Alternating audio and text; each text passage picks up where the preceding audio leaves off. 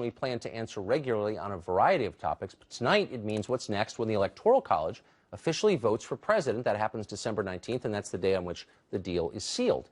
And yet some electors believe it is possible to hand the presidency over to someone other than Donald Trump. Could this actually happen? Should it happen?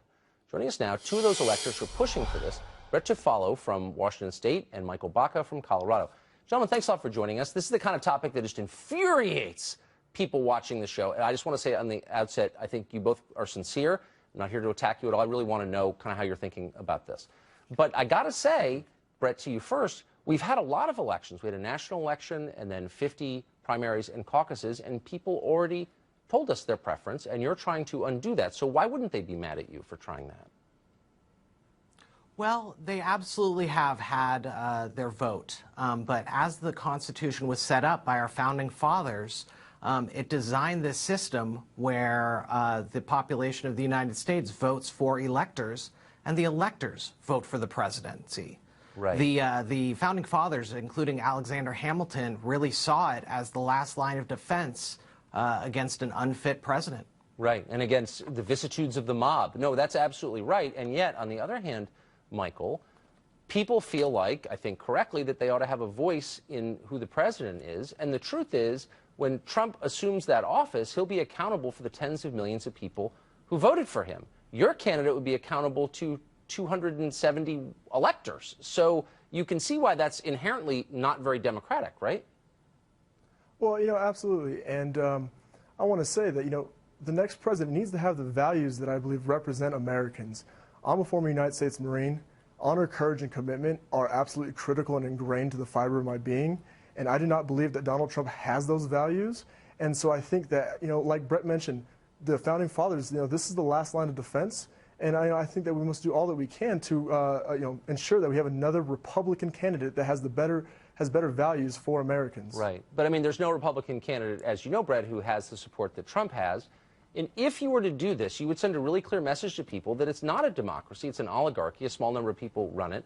And wouldn't you be thereby ensuring social chaos? I mean, democracy is a safety valve that keeps people calm, and when they think they have no control, they freak out and storm the Bastille. Isn't this reckless? Well, when the founding fathers set this system up, they set it up specifically this way for a situation like this. Right. And I believe the founding fathers were geniuses and wrote one of the most amazing documents in the history of mankind. And I don't consider it a good thing to question what they put into place. Well, I don't think they actually spoke on Trump specifically that I remember. I haven't seen the documents in a while, but I don't think he's in there. No, he's not. But they spoke very clearly, especially Alexander Hamilton in Federalist 68. They spoke very clearly about someone getting into office who was unfit for the position. Right. And they left that up to a small number of people who could look into the issue and decide. They specifically left it up to those people, 538 at this point, and that was their plan all along. And so all we're trying to do is honor what the founding fathers gave us. And as I said at the outset, I mean, I give you guys both credit for good intentions. I don't think you're, trying to hurt anyone in doing this. I think you're people of goodwill. But, Michael, if you are sincerely concerned as a former Marine about the direction this country is about to take under Trump, why wouldn't you do the more obvious thing, which is try to convince wise people to join him in the administration and help administer this government and move it in a good direction? Isn't that a better and more obvious choice? Well, look at the people he's surrounding himself with. We're going to have Steve Bannon, who I think is absolutely deplorable, and I do not think that is a man that we should have. I get it. You don't like some, but why aren't you volunteering? Tucker, I'm sorry, but we're not here to attack. We're not here to I'm not engage attacking. in a blah, blah, blah. It's a sincere I would question. apologize if you let me say this. The people that he's already surrounding himself with are not good. They don't reflect the values that I believe the Americans hold. I do not believe that the Americans had. Michael, I'm trying to be patient, but the guy's appointed like 3 people. I mean, there are 3,760 positions open. With a leader of the alt-right movement? There are 3 people that appointed.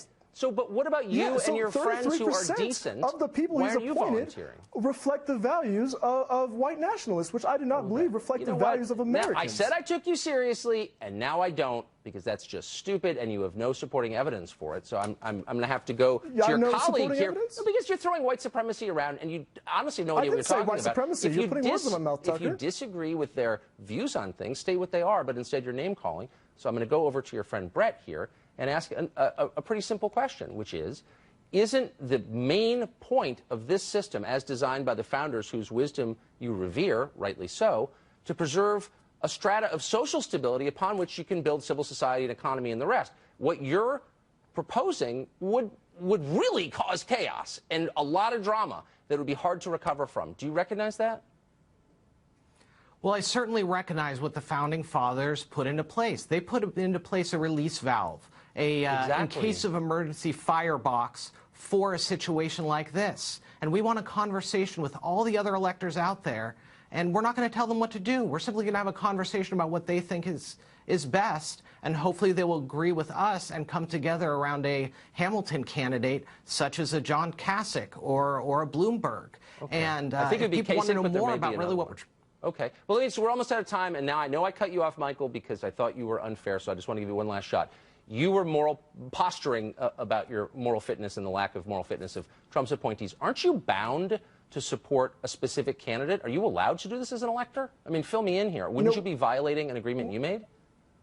We have, under our Article 2 in the Constitution, under the 12th Amendment, we have the right to choose, and we have to be able to come to around a consensus candidate, a Hamilton Republican, because there are many fine conservatives out there, and I'm actually rather excited to see what Republicans do with full control, because, you know, if their values and if what is going to happen in our country, I'm excited to see, because if they're right, well then, you know, we proved us wrong, and I'm not too stubborn to change.